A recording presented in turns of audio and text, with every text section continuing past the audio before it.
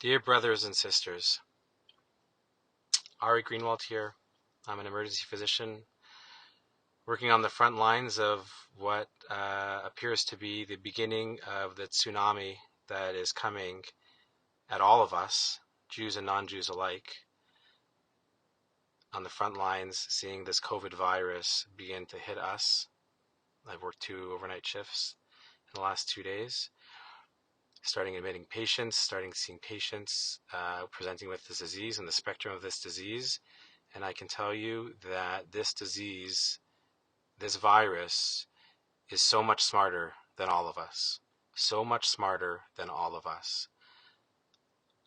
There's been a lot of talk over the last few days and concerns about pointing fingers and whose fault this is and how could this all be happening, and we're all feeling a great deal of misinformation and disinformation and not knowing what is right and what is wrong, and relying on various sources of information to support our decisions and positions. And I'm just as guilty as this as everybody else.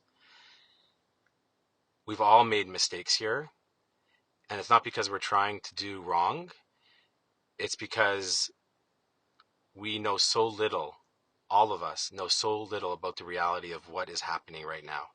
I want to share with you the reality as I see it, the little bit of the reality that I see, that I know, that I've learned. I've learned that this virus is being spread amongst people who are completely asymptomatic. I've learned that this virus is presenting in the emergency department with people who don't have cough, don't have shortness of breath, and don't have fever. They have muscle aches and pains, or diarrhea, or a sore throat. And I've learned as well that our healthcare system, not to any fault of their own, has been applying a testing algorithm which is missing the majority of the cases that are out there circling in our Jewish community and beyond the Jewish community and all over the world without anybody knowing. We've been relying on statistics of numbers of cases that are prevalence of disease, how many people are getting sick with this virus, and we're being falsely reassured by how steep that number is rising, and getting very concerned when that number suddenly spikes. Our testing that we have had in place over the last month or more across Canada, across the United States, and everywhere has been relying on travel history and symptoms of cough and shortness of breath and fever and known contacts, and we have completely missed all the virus and all the people that are carrying the virus without us even knowing it. And as a result of this, we are seeing in the emergency department on the front lines right now, people who are presenting with symptoms, clear symptoms, who have contacts that they got it from clearly, who also would not have tested positive for any screening tool. And these people are probably contacts of other people. It has been circulating in our community and across the world without anybody knowing it. So we cannot rely on data. And the problem with the data that is coming forth is that our policymakers, our government officials, our public health officials are all relying on data and making decisions based on what we should or shouldn't be doing based on what they think is the actual number of cases out there. And the reality is that the number of cases out there in the community, from what I'm seeing on the front lines over the last 2 to 3 days, is at least 10 times higher than the numbers that you're seeing published, if not more. And what does this mean? That means that at current time, we all must be operating and assuming that any one of us is either a carrier and shedding the virus to others, or susceptible to getting the virus from anybody else that we see or interact with. Any surface that we touch, it has been spreading throughout the world and throughout our community specifically like wildfire, and we don't even know it. And in 2 weeks from now, we're going to realize how much it's been spreading, because all of a sudden this huge tsunami wave is going to hit the healthcare system and it's going to be completely overwhelmed.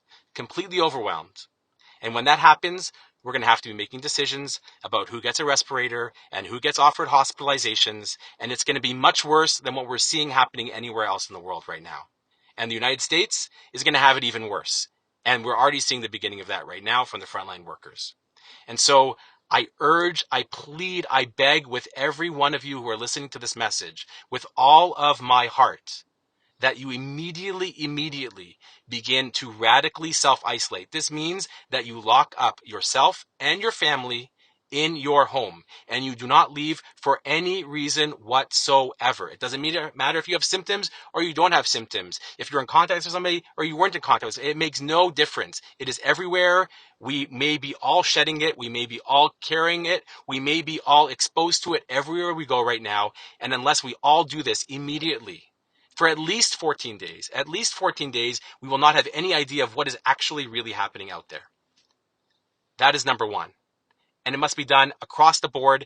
Any non-essential travel outside of your home and interaction with anybody, it doesn't matter about social distancing. Any interaction with anybody outside of your immediate family and immediate home right now should be immediately stopped. Immediately stopped. And number two, if there are people who are over the age of 65 or have significant medical conditions, immunocompromised state, you must be extra vigilant. That means that you don't go out shopping. You have somebody drop off food outside of your door. You do not visit with your grandchildren.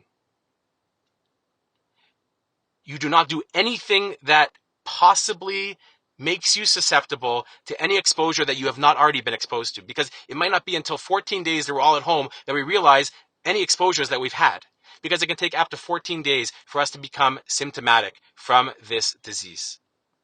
And so unless I beg of you to do this, because I know that unless we start to enact this across the board, and especially within the Jewish community, which has such close ties and relies so much on physical connection, unless we begin to radically separate and self-isolate, I fear that this is going to continue to spread, and we're going to see the repercussions of this, and we're going to be dealing with very difficult decisions and having funerals in the next 2 to 4 weeks because of the decisions we make today.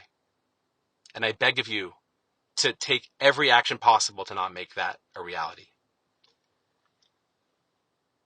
The second thing we have to do is we have to come together. We have to realize that we're all in this together. It's not nobody's fault. We're all making mistakes, and we're all doing our best. And the sooner we realize that our strength comes, number one, in recognizing that we're all sharing the same degree of concern and experiencing the same amount of frustration and the same amount of vulnerability and emotional ability. We are all in this together. It doesn't matter who we are. It doesn't matter who we are. And we have to start coming together and find ways to come together, because together we can beat this virus. We can beat this virus if we come together. But we must come together.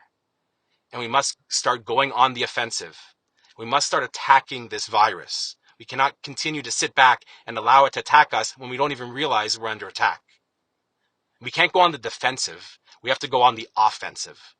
And the only way that we currently know to go on the offensive against the virus is to begin taking radical steps, radical, difficult steps that are absolutely necessary immediately. Not tomorrow, today, right this very moment. Everybody should lock up their family in their home, not go out for anything non-essential, and especially anybody who is at increased risk should not go out for any reason whatsoever, unless you need to seek emergency medical attention. And then you call 911. This must be done immediately. I beg and I pray for each and every one of us. And I look forward to the greatness that we can achieve together in coming together and finding ways to continue to feel a sense of togetherness and community despite our physical distancing. Physical distancing does not mean social separation, social isolation.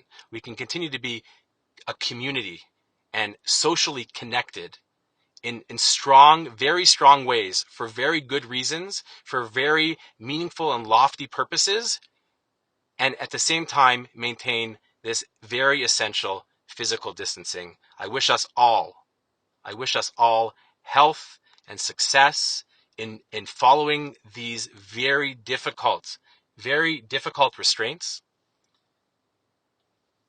And I pray that in 2 to 4 weeks from now, we can look back on this time and know that we made the right decision.